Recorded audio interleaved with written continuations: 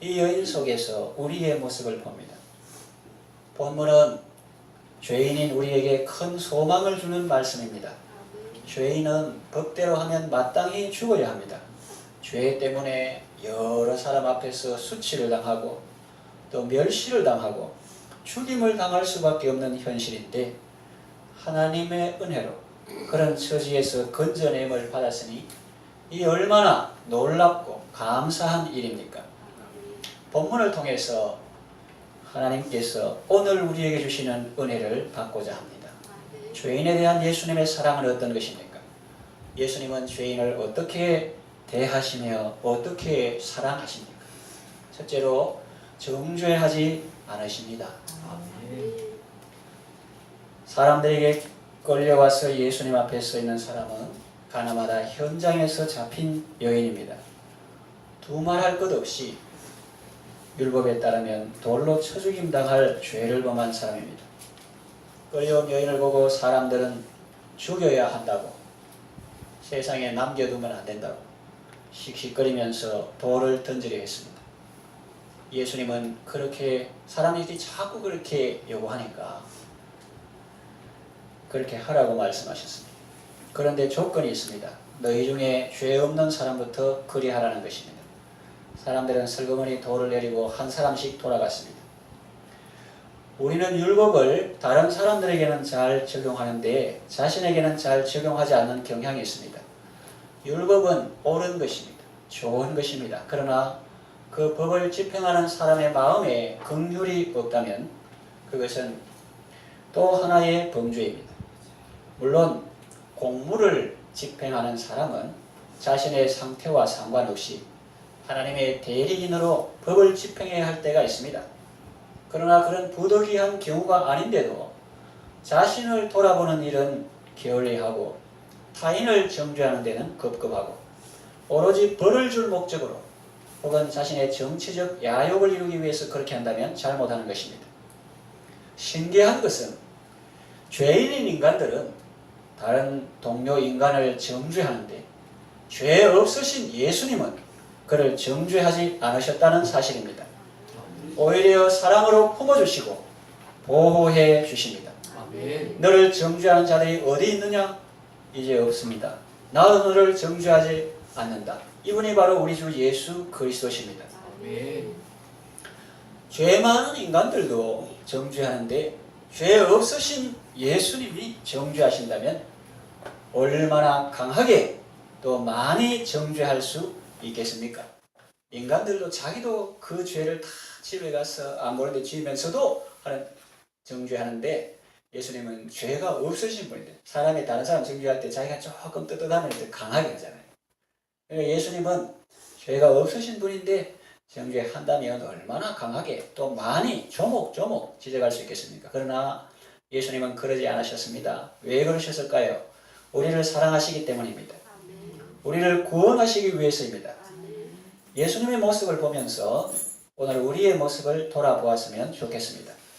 나는 다른 사람을 판단하고 비난하고 정죄하는 데 열심히지는 않았는지, 또 자신의 모습을 돌아보는 데는 인색하지 않았는지, 각박한 세상을 살면서 내 마음은 사랑과 긍휼의 마음에서 얼마나 떠나 있는지 돌아보면 많은 유익이 있을 것입니다. 예수님은 무한한 사랑과 풍성한 긍휼로 마음이 슬픈 자를 위로하셨습니다. 만일 예수님이 인기와 명예에 연연하는 선생이었다면 여러 사람 앞에서 그 여인을 똑같이 정죄했을 것입니다. 그렇게 선생의 권위를 가지고 모세의 법을 옹호했다면 사람들에게서 좋은 평판을 받았을 것입니다. 이분은 율법의 수호자다. 그리고 사람들의 미움도 받지 않았을 것입니다. 사람들이 자기를 시험하려고 접근해 온 것도 아셨지만 굽히지 않으셨습니다. 죄인을 구원하기 위해서 사람들의 화살바지가 되시고 죄인이 받아야 할 그 멸시와 천대를 대신 다 받으시고 결국에는 십자가에 죽임 당하시기까지 하셨습니다. 그 사랑 때문에 우리는 구원을 받았습니다. 오늘날 죄인을 찾고 부르는 두 부류의 사람이 있습니다. 하나는 죄인을 색출해서 벌을 주려는 검사요.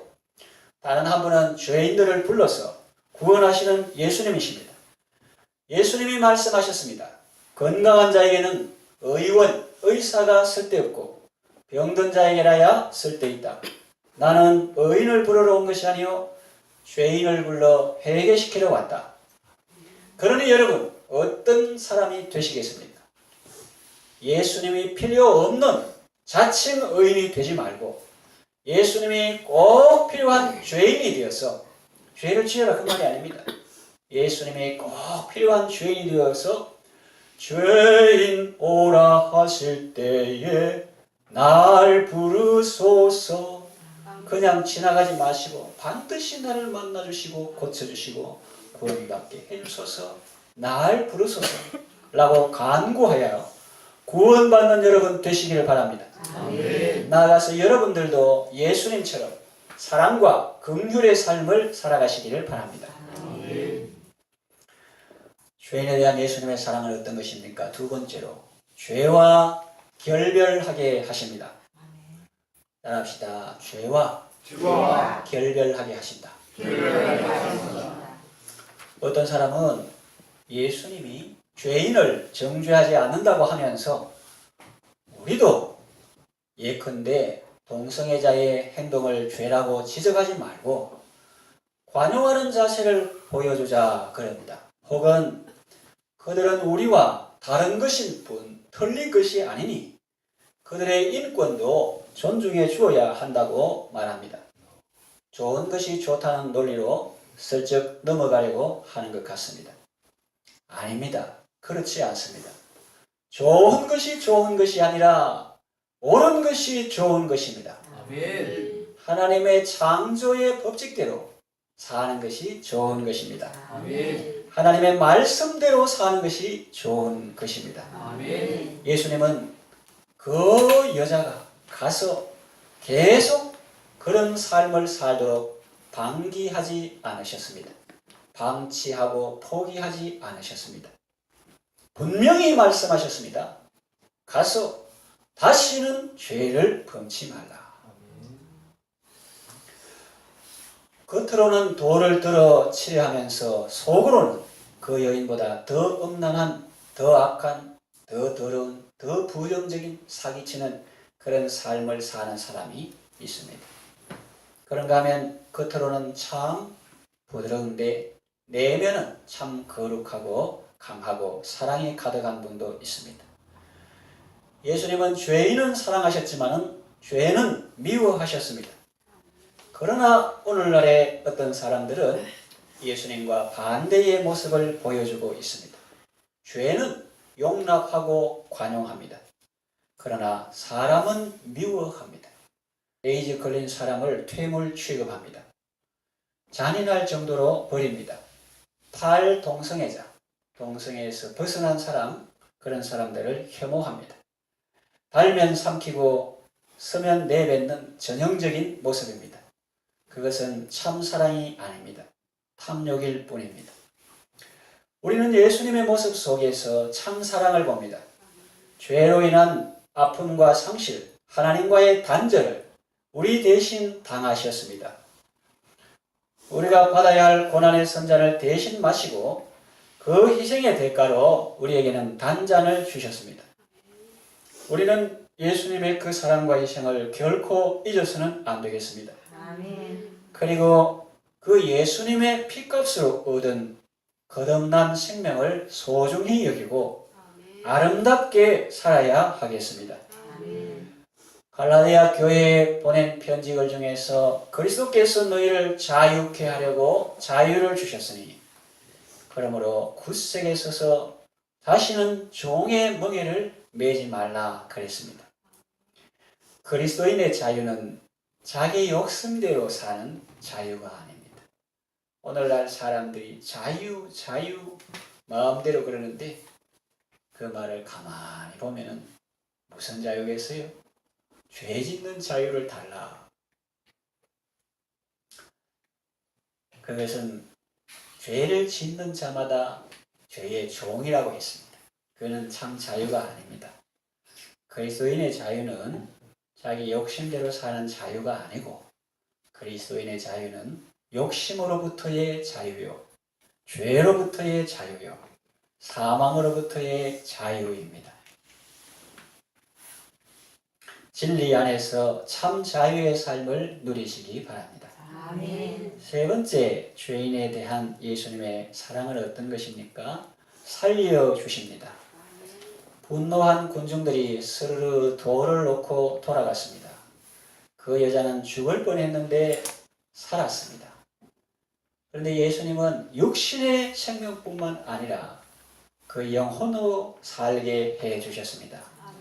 예수님 때문에 이 여인은 새로운 삶을 살게 되었습니다.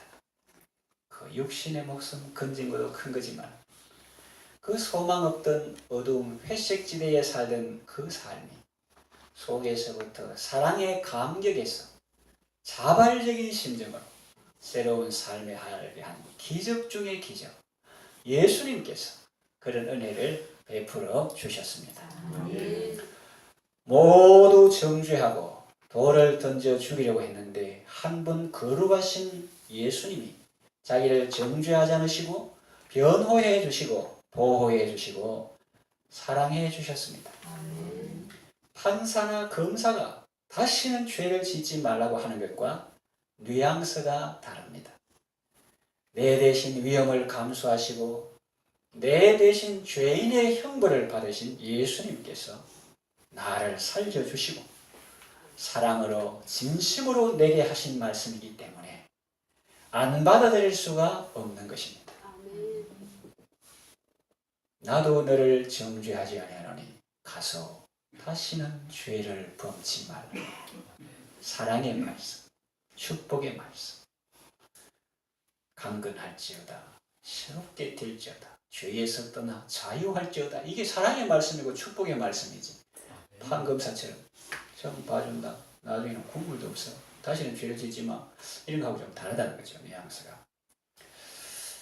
예수님은 죄인들을 불러서 거듭나게 하시고 영생하게 하십니다. 찬송 불렀잖아요. 죄인들을 불러서 거듭나게 하시고 영생하게 하시니 왕께 찬양하여라. 우리의 왕이십니다. 군림하는 왕이 아니고 자기 백성을 저희 죄에서 구원하시는 우리의 왕이십니다. 시작할 때 찬송 불렀죠. 지금도 살아 계셔서 언제나 하시는 일, 나 같은 죄인 부르사 참 소망 주시도다. 여러분 어디에 속해 있습니까? 그 당시에 많은 사람들 중에서 그 수치스럽고 부끄러움을 한 몸에 받고 죽어야 될 돌 던짐 해가지고 죽임받아야 그 여인에게 속해 있습니까? 아니면 그 수많은 사람들 돌을 손에 들고 씩씩거리는 거기에 속해 있습니까? 그러면 의인에게는 쓸데없고 병든 자에게라야 죄인이라야 쓸데있기 때문에, 그렇다고 계속 죄를 짓자 그 말은 아닙니다. 소리마신 예수님은 병을 고치시고 죄인을 불러서 거듭나게 하시고, 그러나 다시 오실 주님은 주님의 피로 거듭난 의인을 찾으십니다. 그때도 죄를 고치면 그건 안 되는 거지. 우리가 은혜를 받기 위해서 나 같은 죄인 부르사 참 소망을 주십니다. 아멘. 주 예수님은 어제나 오늘이나 영원히 그 이름으로 우리에게 참 복을 내리십니다. 아멘. 날 위해 이 땅에 오신 예수님을 누구를 위해 오셨다고요? 그렇습니다. 오늘날 다윗의 동리에 너희를 위하여, 나를 위하여 구주가 나셨으니 곧 그리스도 주십니다. 날 위해 오신 예수님을 전심으로 찬양하고 송축하는 여러분 되시기를 바랍니다. 아멘. 이제 말씀을 정리하며 마치겠습니다. 이 여인이 사람들에게 붙들려 예수님께 끌려 나온 것은 불행한 사건이지만은 그래도 예수님 앞에 나옴으로 오히려 복이 되었습니다. 예수님은 정죄하지 않으십니다. 그러나 죄와 결별하게 하십니다. 그리고 참된 생명을 주십니다. 우리 주 예수 그리스도의 은혜와 하나님의 사랑 안에서 건강하고 복된 삶을 살아가시기를 바랍니다. 아멘.